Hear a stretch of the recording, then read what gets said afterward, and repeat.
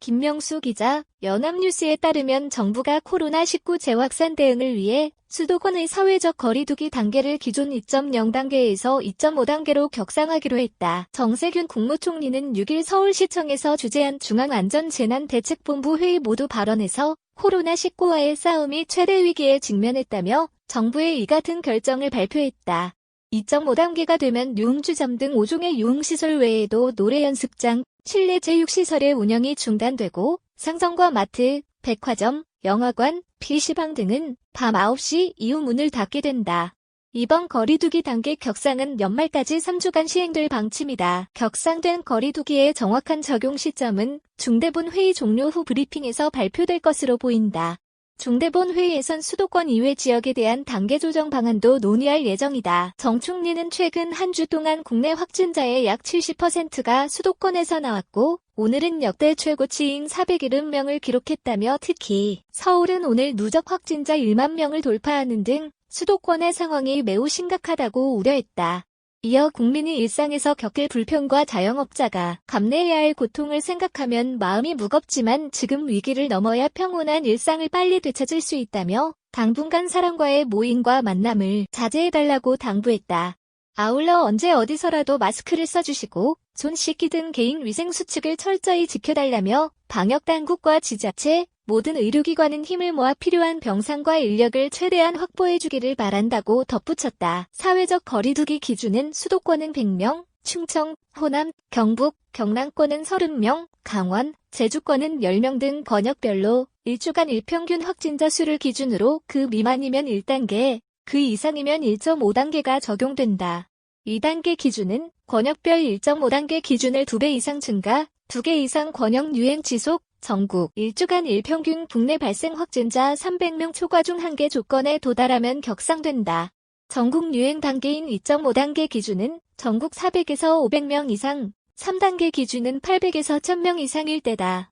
국내 코로나19 신규 확진자 수는 11월 30일부터 최근 일주간 414명 420명에서 493명 516명 600명에서 559명 599명 등으로 하루 평균 514.43명으로 500명대를 초과해 2.5단계 기준에 부합한 상태다. 50명 이상 집합금지.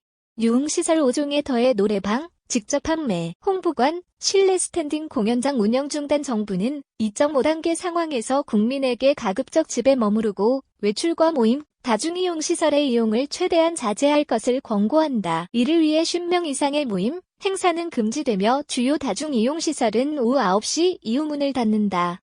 구체적으로 보면 현행 거리두기 2단계에서는 중점관리시설, 총 9종, 가운데 유흥주점, 단란주점, 감성주점, 콜라텍, 헌팅포차 등 유흥시설 5종의 영업만 금지되지만 2.5단계에서는 이에 더해 방문 판매 등 직접 판매 홍보관, 노래 연습장, 실내 스탠딩 공연장에도 영업 금지를 뜻하는 집합금지 조처가 내려진다. 다만 카페, 음식점에 대한 이용 제한 조처는 2.5단계에서도 현행 2단계와 동일하다. 카페에서는 영업시간과 관계없이 포장, 배달만 가능하고 음식점에서는 오후 9시 이후에는 포장, 배달만 허용된다. 실내 체육시설 운영 중단, 결혼식장, 장례식장 50인 미만으로. 수칙 위반 시 집합금지. 일반 관리시설 중에선 실내 체육시설의 운영도 중단된다. 또 영화관, PC방, 오락실, 멀티방, 학원, 직업훈련기관, 독서실, 스터디 카페, 놀이공원, 워터파크, 미용실, 상점, 마트, 백화점, 300제곱미터 이상 등 대부분의 일반 관리시설이 오후 9시까지만 영업을 할 수 있다. 아울러 시설 내 음식 섭취는 금지되고 뛰어앉기, 이용인원 제한 등으로 밀집도를 낮추면서 운영해야 한다. 다만 PC방의 경우 칸막이 안에서는 혼자 음식을 먹을 수 있다. 결혼식장과 장례식장에서도 이용인원이 10명 미만으로 제한된다. 목욕장업은 영업을 할 수 있으나 이용인원은 면적 16제곱미터, 약 4.8평, 당 1명으로 제한되고 영업장 내 음식 섭취도 금지된다. 이런 다중이용시설이 방역수칙을 한 번이라도 위반할 경우 집합금지 처분을 받게 된다. 전식, 박람회, 국제회의의 경우 이용 인원이 면적 16제곱미터당 1명이 되게끔 제한하면 50인 이상이라도 개최할 수 있다. 프로스포츠 무관중 경기.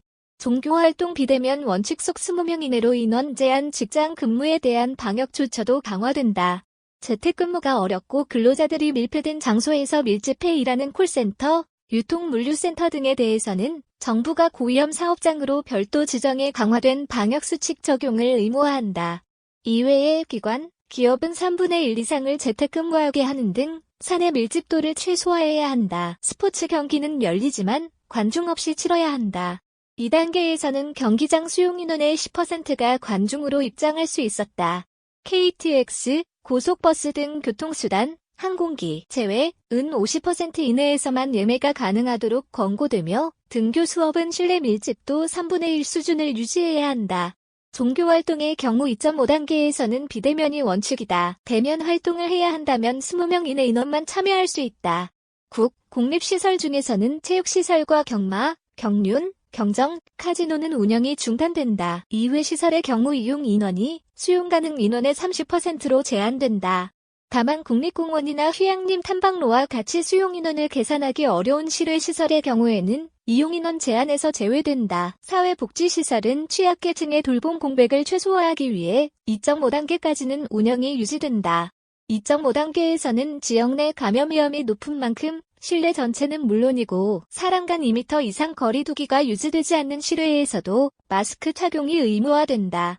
이를 위반했을 경우 적발 때마다 과태료 10만 원이 부과된다. 서울시는 이미 밤 9시 이후 셧다운. 서울시의 경우 중앙정부와 별개로 이미 전날부터 오는 18일까지 2주간 밤 9시 이후 서울을 셧다운하는 긴급 조치에 들어갔다.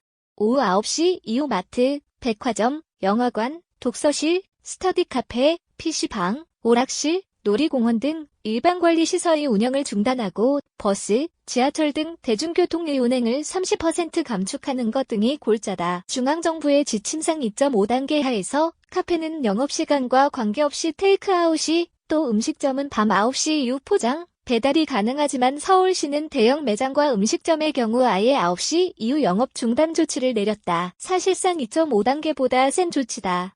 다만 서울시는 시민들이 생필품을 구입할 수 있도록 300제곱미터, 약 90.8평 미만의 소규모 편의점 운영과 음식점의 보장, 배달은 허용했다.